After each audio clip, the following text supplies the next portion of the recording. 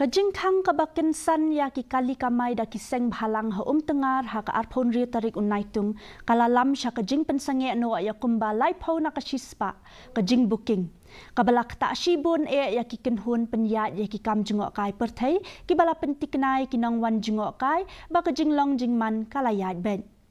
Iba ban lumbla bad iba Gerald Duya ki balong u president bad u general secretary jang ka association ki laong.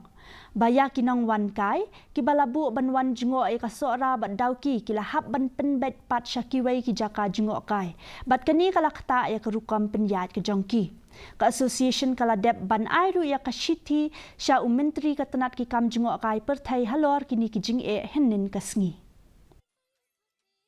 It is a lean month, but then talking about that, we also have detours that comes from Assam and our neighboring state basically. So we faced a lot of cancellations, and so to say, some itineraries are supposed to be the guests are supposed to go to Sora, Dauki and all, but we had to divert them to other places, which has hampered our operations because getting rooms in other places also is a challenge because most of the accommodation units and all have not been established that much. So it has caused a bit of a problem, not a bit, but actually a lot of problem for us. As per the decision taken that day, all the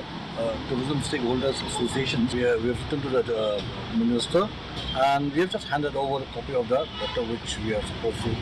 give to him.